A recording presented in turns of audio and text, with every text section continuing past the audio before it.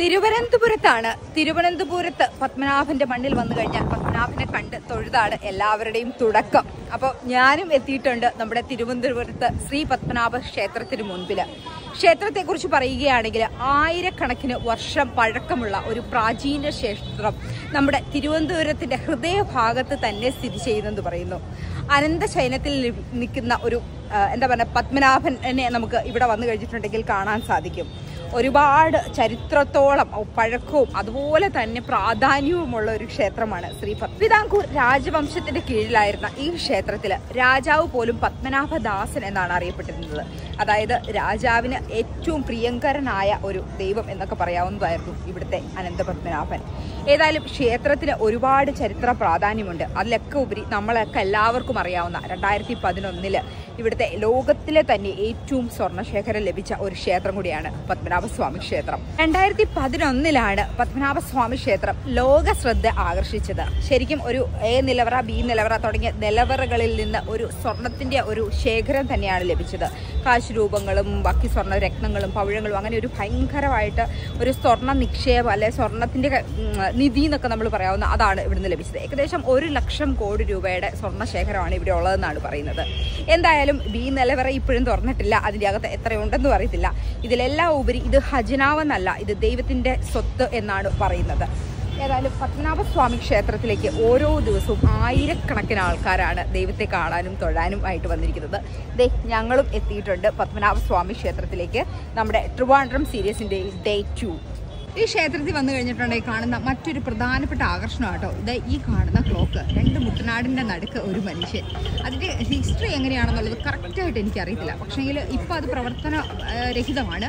പണ്ട് അത് correct timing ആകുമ്പം ഈ മുട്ടനാടുകൾ ആ മനുഷ്യൻ്റെ മേത്തേക്ക് ഇടിക്കുന്ന ഭയങ്കര രസമുള്ളൊരു നിർമ്മിതിയായിരുന്നു എന്നാണ് പറയുന്നത്. ക്ഷേത്രത്തെക്കുറിച്ചൊക്കെ പറയാനാണെങ്കിൽ ഒരുപാട് കാര്യങ്ങളുണ്ട്. ഭയങ്കര മനോഹരമായിട്ട് ഏറ്റവും സ്ട്രിക്റ്റ് ആയിട്ടുള്ള ഒരു സെക്യൂരിറ്റി ചെക്കിങ് നടക്കുന്ന ഒരു സ്ഥലം കൂടിയാണ് നമ്മുടെ കേരളത്തിലെ നമ്മുടെ ഈ പത്മനാഭസ്വാമി ക്ഷേത്രം. ഇതിൻ്റെ ചുറ്റുവട്ടവും പരിസരവും കാണുന്നതിന് അല്ലേ അത് കണ്ടോ എല്ലാവരും ഫോട്ടോയൊക്കെ എടുത്ത് ഭയങ്കര മനോഹരമായിട്ടുള്ള ഒരു സ്ഥലം എന്ന് തന്നെ വേണമെങ്കിൽ പറയാം.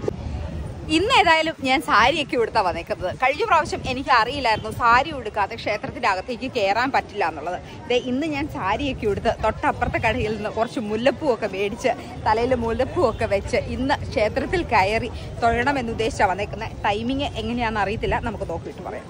ഞാനങ്ങനെ ക്ഷേത്രത്തിൻ്റെ അകത്ത് കയറിയിട്ടുള്ള ഒരു കാഴ്ച നമുക്ക് അവിടെ അകത്തേക്ക് ഒരു സാധനങ്ങളും അലൗഡ് അല്ല. ഫോണ്, സ്മാർട്ട് വാച്ചുകൾ അങ്ങനെയുള്ള ഒരു സാധനങ്ങളും അലൗഡ് അല്ല. കാരണം ബിക്കോസ് ഓഫ് സെക്യൂരിറ്റി ചെക്കാണ്. കാരണം ഇതിൻ്റെ അകത്ത് സ്ട്രിക്ട്ലി ഭയങ്കരമായിട്ടുള്ള സെക്യൂരിറ്റികൾ കാര്യങ്ങളും എല്ലാം നടക്കുന്നുണ്ട്. അപ്പോൾ നമ്മൾ ഇവിടുന്ന് തന്നെ നമ്മൾ സെക്യൂരിറ്റി ചെക്ക് കയറ്റി അങ്ങ് അകത്തേക്ക് ഇവിടെ കാലം ശരിക്കും പറഞ്ഞാൽ നിലത്ത് നമുക്ക് കുത്താൻ പറ്റത്തില്ല. കാരണം അത്രയും ചൂടാണ് അകത്ത്. ലിറ്ററലി ഞാൻ പറയുവാണ്, ഒരു ഐസയിൽ നമ്മുടെ കാലെങ്ങനെ വെക്കണേ അത്രയും തണുപ്പ് അതിൻ്റെ അകത്തേക്ക് കാല് വെച്ച് കഴിയുമ്പോൾ. അത് എങ്ങനെയായിരിക്കും ആ കാലത്ത് ഇത്രയും മനോഹരമായിട്ടുള്ള ഈ ഒരു ക്ഷേത്രം ഇവരിവിടെ ബിൽഡ് ചെയ്തതിനെ കുറിച്ച് ഞാൻ ശരിക്കും വണ്ടർ അടിക്കുവാണ്. കാരണം അത്ര മനോഹരമാണ്. ആ കാല് വെക്കുന്ന സ്ഥലമെല്ലാം നല്ല തണുപ്പാണ്. അതുമാത്രമല്ല ഇതിൻ്റെ അകത്തെ കൊത്തുപണികളും ഭയങ്കര മനോഹരമായിട്ടുള്ള കൊത്തുപണികളാണ്. പിന്നെ ഡെഫിനറ്റ്ലി നമ്മുടെ ഒരു അനന്ത ശയനത്തിൽ കിടക്കുന്ന ഒരു ഭഗവാനെ നമുക്ക് അതിനകത്ത് കയറി കഴിഞ്ഞിട്ടുണ്ടെങ്കിൽ കാണാം. അകത്തും നല്ല തിരക്കാണ്.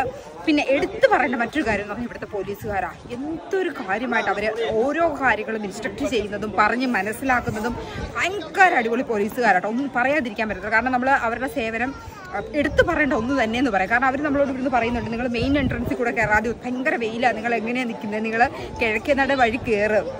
പക്ഷേ ആർക്കും അറിയത്തില്ല. ഞങ്ങളൊക്കെ അകത്തേക്ക് കയറി കഴിഞ്ഞപ്പോഴാണ് ഇത് മനസ്സിലായത്. അപ്പം അങ്ങനെ പല കാര്യങ്ങളും വളരെ ഫ്രണ്ട്ലി ആയിട്ട് വളരെ മനോഹരമായിട്ടാണ് ഇവിടുത്തെ പോലീസുകാരാണെങ്കിലും നമുക്ക് ഇൻസ്ട്രക്ഷൻ കാര്യങ്ങളെല്ലാം തരുന്നത്.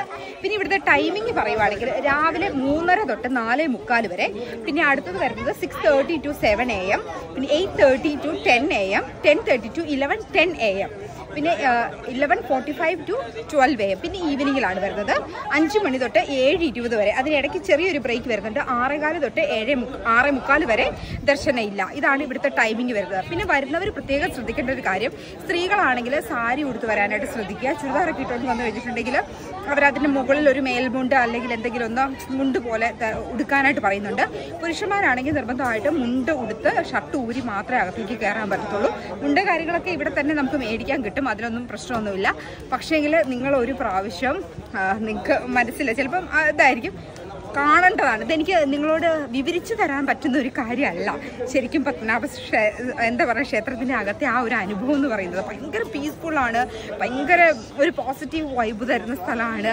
എന്തൊക്കെ പറഞ്ഞാലും മതിയാകാത്ത ഒരു സ്ഥലം എന്ന് തന്നെ വേണമെങ്കിൽ പറയാൻ പറ്റുന്ന ഒരു സ്ഥലം കൂടെ കേട്ടോ നമ്മുടെ ശ്രീ പത്മനാഭസ്വാമി ക്ഷേത്രം. അപ്പം നിങ്ങൾക്ക് നമ്മുടെ ഈ ഇവിടുത്തെ കാര്യങ്ങളൊക്കെ ഏകദേശം മനസ്സിലായിട്ടുണ്ടെന്നും ഇഷ്ടപ്പെട്ടിട്ടുണ്ടെന്നും വിചാരിക്കുന്നു.